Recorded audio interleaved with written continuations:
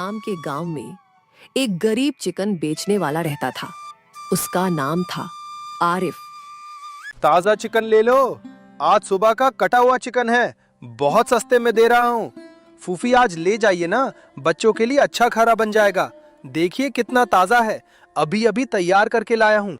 अरे बेटा, तू रोज यही बोलता है, कल भी यही चिकन लेकर बैठा था।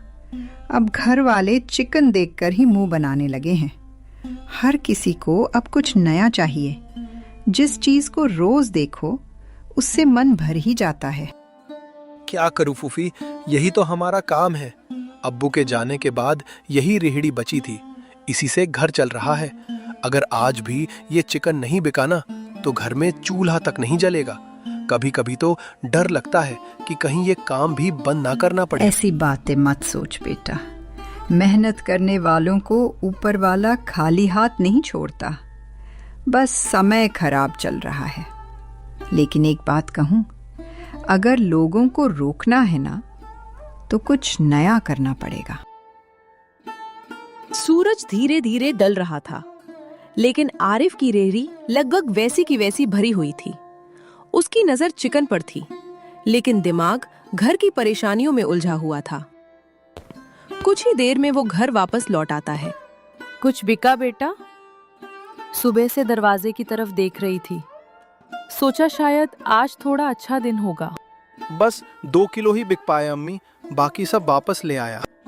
दवाई भी खत्म हो गई है बेटा, डॉक्टर ने कहा था देर मत करना, लेकिन मैं जानती हूँ तेरी मजबूरी क्या है।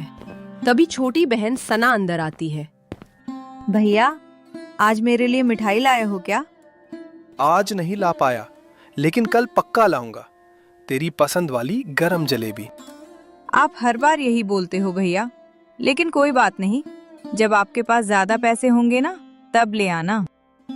उस रात आरिफ बहुत देर तक सो नहीं पाया। कभी वो अपनी रेहड़ी के बारे में सोचता, कभी अम्मी की दवाई के बारे में, और कभी अपनी छोटी बहन की अधूरी इच्छा के बारे में। उसे समझ नहीं आ रहा था कि आखिर करे तो क्या करे। एक दिन आरिफ का दोस्त नदीम उसे गांव की एक छोटी सी दुकान पर मिलता है।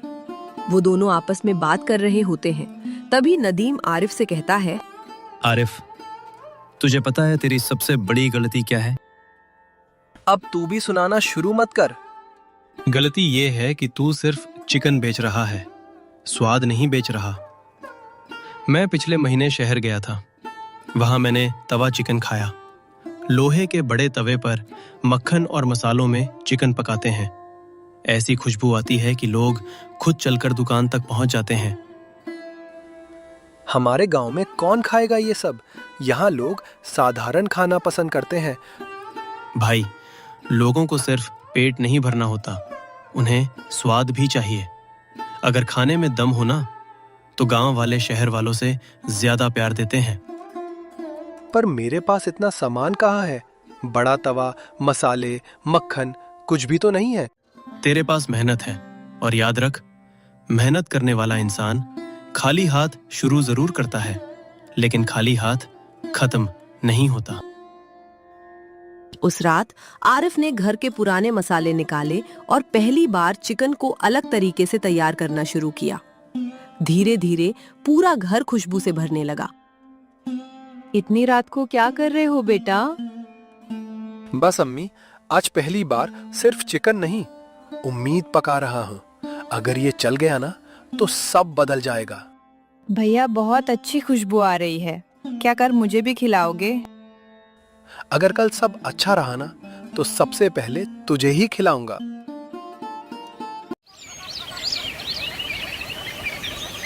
अगले दिन सुबह सुबह आरिफ अपना सारा सामान लेकर गांव के चौराहे पर बैठा होता है। लोग रुक रुक कर उसे देख रहे थे।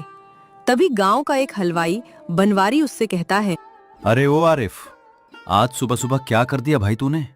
पूरा चौराहा खुशबू से भर गया। मैं अपनी जलेबी छोड़कर यहाँ चला आया। आज साधारण चिकन नहीं बनवारी भाई, तवा चिकन बनाया है। सोचा लोगों को कुछ नया स्वाद खिलाया जाए।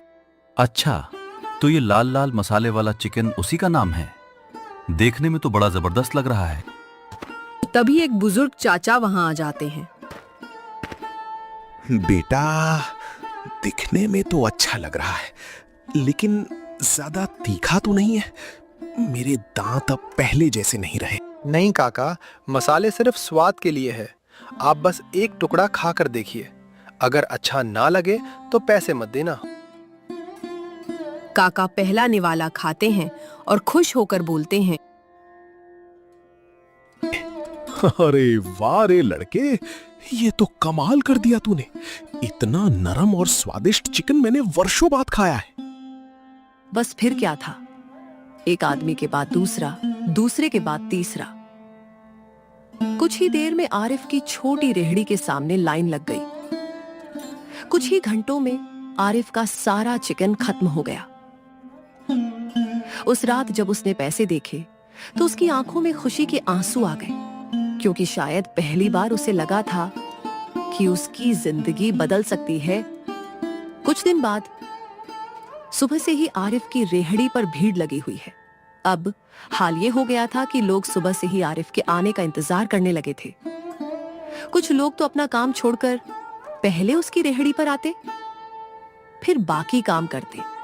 लेकिन जितनी तेजी से काम बढ़ रहा था, उतनी ही तेजी से आरिफ की मुश्किलें भी बढ़ रही थीं। एक छोटा तवा, कम सामान और अकेला आरिफ। सब कुछ संभालना अब मुश्किल होने लगा था। अरे भाई थोड़ा धीरे, सबको मिलेगा। एक साथ इतने ऑर्डर कैसे संभालूं मैं? किसी को मसाला ज्यादा चाहिए, किसी को कम। ऊपर से ये तवा भी छोटा पड़ने लगा है। भैया जल्दी बनाओ ना, बच्चे स्कूल जाने वाले हैं। मेरे वाले में मक्खन ज्यादा डालना, पिछली बार वाला स्वाद चाहिए। अरे हाँ भाई, सब याद है मुझे, बस थोड़ा सब्र रखो।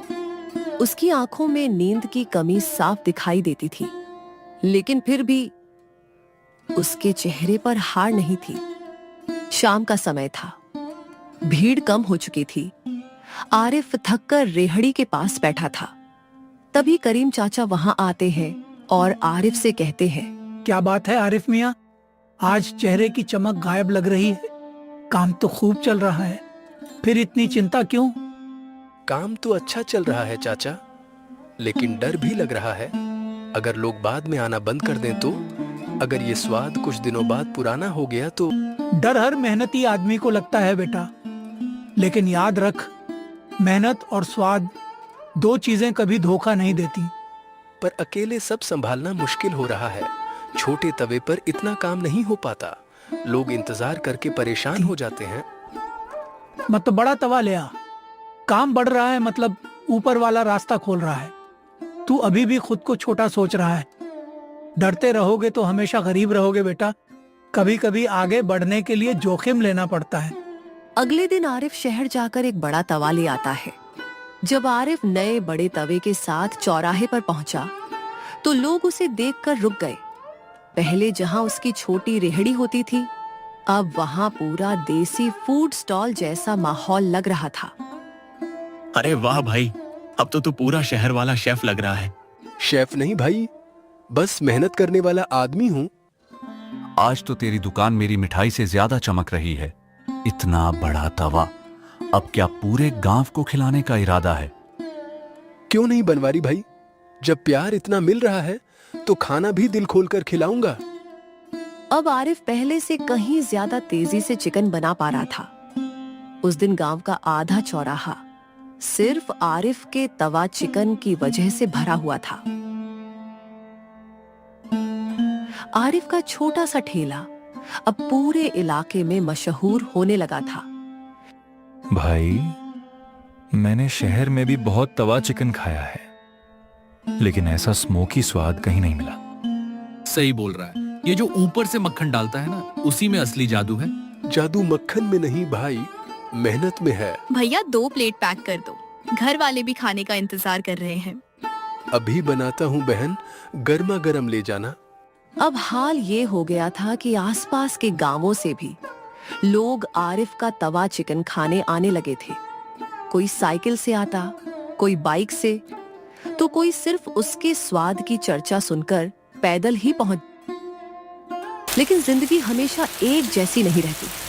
जिस दिन काम सबसे ज्यादा बढ़ा, उसी दिन मौसम ने साथ छोड़ दिया। तेज बारिश की वजह से पूरा चौराहा खाली हो गया। आरिफ पूरे दिन भीगता रहा, लेकिन उसने तवा बंद नहीं किया। और शायद उसी मेहनत का फल था कि थोड़ी देर बाद कुछ लोग छाता लेकर उसके स्टॉल पर आने लगे। एक दिन गांव के पटवारी जी कुछ अधिकारियों के साथ चौराहे पर पहुंचे। उन्होंने दूर से ही आरिफ की दुकान के बाहर लगी भीड़ देख ली थी। आरिफ, सुना है पूरे इलाके में तेरे तवा चिकन की चर्चा हो रही है, जरा हमें भी खिलाओ, देखें ऐसा क्या खास है इसमें। आरिफ बड़े ध्यान से प्लेट तैयार करता है, फिर वो प्लेट अधिकारियों के सामने रखता है। जैसे ही अधिकारियों ने पहला निवाला खाया, उनके चेहरे बदल गए और वो खुशी से बोले, वाह, इतना संतुलित स्वाद और इतनी सफाई, तुम्हारे जैसे मेहनती लड़कों की गांव को जरूरत है। एक दिन एक बड़े होटल के मालिक आरिफ की दुकान पर पहुंचे। क्या तुम ही आरिफ हो? जी साहब, मैं ही आरिफ हूँ। मैं शहर में बड़े रेस्टोरेंट्स चलाता हूँ। तुम्हारा तवा चिकन काफी मशहूर हो गया है। मैं तुम्हारा मसाला खरीदना चाहता हूँ, मुंह मांगी कीमत दूंगा। आरिफ कुछ सेकंड चुप रहता है। साहब, ये सिर्फ मसाला नहीं है, इसमें मेरी अम्मी की दुआ है, मेरी छोटी बहन की अधूरी ख्वाहिशें हैं और उन रातों की मेहनत है जब मैं भूखा रहकर तवे के सामने खड़ा रहता था। पहले लोग मेरे चिकन को देखकर आगे निकल जाते थे, लेकिन मैंने हार नहीं मानी। अगर मैं ये स्वाद बेच दूंगा ना, तो फिर मेरे पास बचेगा ही क्या। पूरा चौराहा शांत हो गया। होटल मालिक भी कुछ पल तक आरिफ को देखता रह गया। आज समझ आया तुम्हारे खाने में स्वाद क्यों है, क्योंकि उसमें सिर्फ मसाले नहीं, दिल भी मिला हुआ है। जिस लड़के की छोटी रेहड़ी पर कभी कोई रुकता तक नहीं था, आज उसकी स्टॉल पर शहर जैसी भीड़ लगी थी। अब वहां गांव के कई बेरोजगार लड़के काम करते थे। आरिफ ने सिर्फ अपनी जिंदगी नहीं बदली थी, बल्कि कई और घरों के चूल्हे जला दिए थे। कभी कभी जिंदगी हमें खत्म करने नहीं, बदलने के लिए मुश्किलें देती है। तो दोस्तों, आपको आरिफ की ये कहानी कैसी लगी, कमेंट करके जरूर बताना। और ऐसी ही इमोशनल गांव की स्टोरीज देखने के लिए चैनल को सब्सक्राइब करना मत भूलना।